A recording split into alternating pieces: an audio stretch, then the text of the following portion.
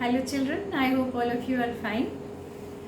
So today again we will be going on the journey of knowing our ancient past.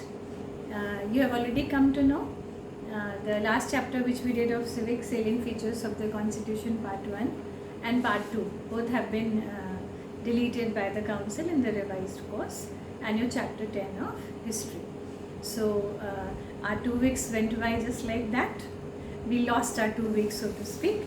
So today we'll be beginning with the Mauryan Empire, our chapter 4 of history, and we'll be beginning with page 43.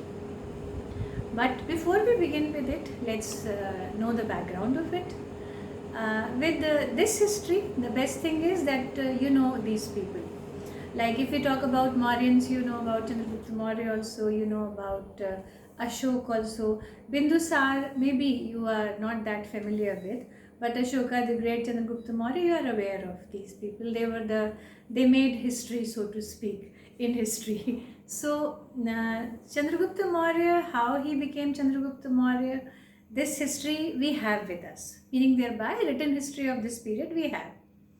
I must tell you, Alexander the Great, we all know about his invasion on India. 326 BC he invaded India, and that is the first definite date of history, children, which we have as per Indian history. You must know there was no tradition of writing history in India.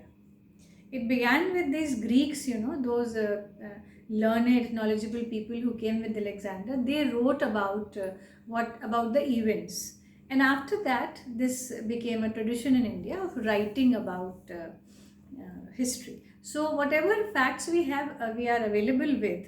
You will be doing this in 10th, or if you go for humanities in 11th, 12th also, your teachers will tell you, children, that Alexander's invasion date is fixed. So whatever happened before or whatever happened after, we take from there only.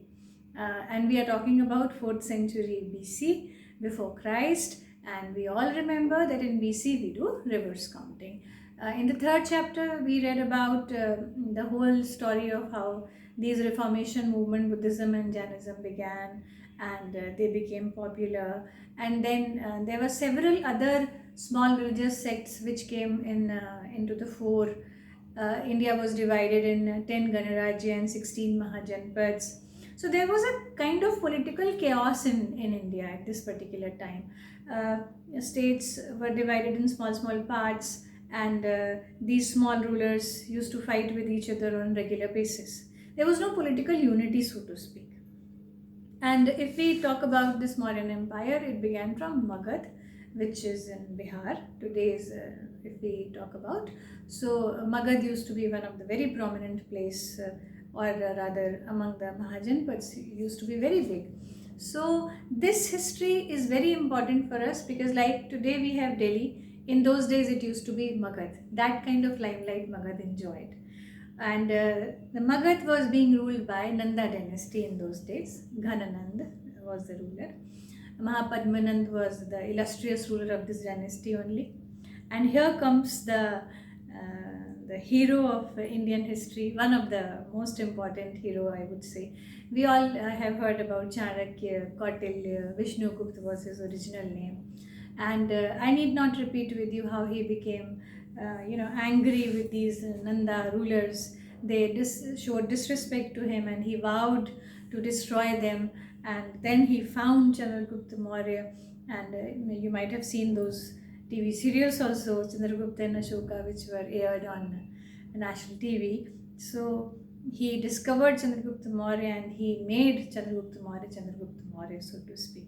So when we will be talking about this chapter, the most important points, page 43, you have a syllabus given in box, and please refer to this syllabus. It talks about, I have told you in every chapter, in fact I tell you, these are the most important points on which we are going to pay attention on, and they are sources and political history and administration of Mauryans. So you need to underline a few things over here. First paragraph when we go about.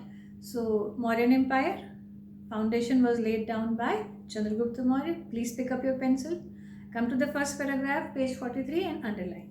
The Mauryan Empire was founded in the 4th century BC by Chandragupta Maurya.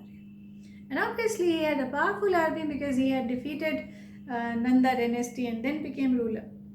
So underline from the fourth line, he overthrew the Nandas from Magadh and the Greek satraps. Now children, write down this meaning. Satraps are provincial governors.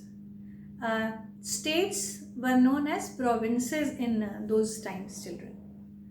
Province, Provinces. So satraps were provincial governors. And Greek, we know, they came from Greece. And Alexander left, children. You all know this story. But he left his generals behind. Seleucus, so to speak, was the most important one. And they took care of those areas which Alexander had won. So what did he do? He overthrew Chandragupta Maurya. He overthrew, we are underlining, the Nandas from Magadh and Greek satraps from the northwest frontiers, and unified a large part of, keep on underlining, large part of Indian subcontinent under his centralized government.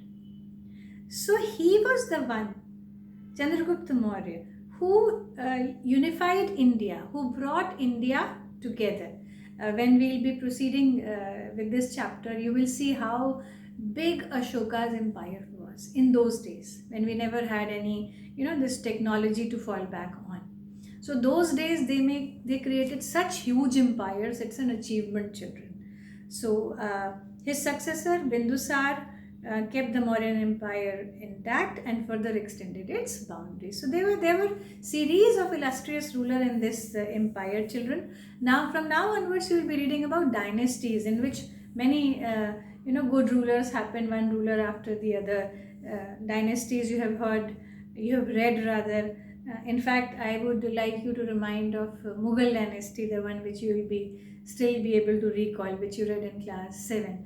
One ruler after the other, there's a chain of rulers. So from here, dynastic rule start in India. And these people were, as I said, illustrious rulers who brought India together, good rulers. So Chandragupta Maurya, after him Bindusar, and then Ashoka. And if I am saying that Ashoka almost ruled over entire India, then I am not wrong. But you know this is very famous. After Kaling War, things changed. Ashoka decided to take path of ahimsa, and course of history changed, so to speak, after that. When we were doing Buddhism, then you have read about it, that he was the one with many other rulers who took shelter to Buddhism. Now let's begin with sources, children, our most important part of the chapter. And in sources, there are divisions. We'll first begin with literary sources.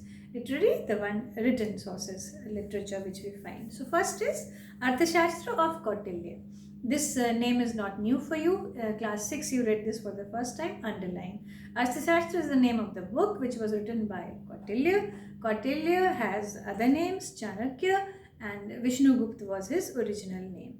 So this is not a history of Mauryans, children, this book. But this book contains, this book gives us information about Mauryans, and most important source about Mauryan administration or the activities which happened during this particular time is Arthashastra. And Arthashastra, this book was discovered in 1909, children, and English translation is also available. It is available on net also. If you wish, you can also read. So underline Arthashastra of Kautilya, meaning thereby the book Arthashastra which was written by Kautilya. And move to the second column, children, page 43, and underline. He was the advisor and prime minister of Chandragupta. Now this answers who was Chanakya. You will be getting such short answers, children, of 1 mark, like who wrote Arthashastra, who was Kautilya. So I have given you 2 answers just now. If you are underlining, then the task is easier. So who was Kautilya? The advisor and prime minister of Chandragupta. And next line, Arthashastra was written in Sanskrit. Again, short answer question. Next book is, children, Indica.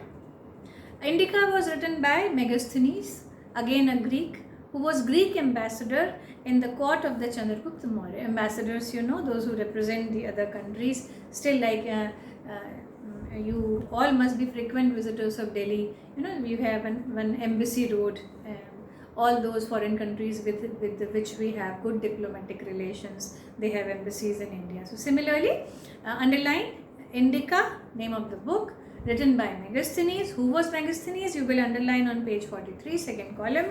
Megasthenes was the Greek ambassador at the court of Chandragupta Maurya. And who had sent him? I have told you beforehand only. Seleucus was the Greek ruler. And with this book we come to know about again the happenings, or rather the incidents and the history of the time of Mauryans. Now we are on page 44, children, archaeological sources. You have already read about them in our first chapter, so you have hang of these terms. What are literary sources? We are referring to the written material books. When we talk about archaeological sources, when we talk about those monuments, buildings, artifacts, sculptures, deities. So we will be coming now back to our archaeological sources. And first archaeological source on the page 44 is Edict of Ashoka. Now what is the meaning of the word edict? Edict is decree. D-E-C-R-E-E is written, underline, and write down the meaning of the word decree, a royal order. Decree means a royal order. So when king issued a royal order, he made it written on the pieces of rock or the stone sculpture so that everybody can read. And these rocks and pillars, they have survived hundreds of years, ravages of time, and they are still there. Underline, children, line number 5. These edicts, you can see in the picture also, are inscribed, written on rocks and pillars throughout the country, number now, and include 14 major rock edicts, 7 pillar edicts, and a number of minor rock edicts. You will remember that the meaning of the edict is decree. And whatever king had to say is written in it. Content is different in these things, but these edicts, orders are major source of information about Ashoka during this particular time. Even this culling incident we came to know from this edict only. So one of the edicts says, now instead of Bheri Ghosh, children please come to page 44, second paragraph.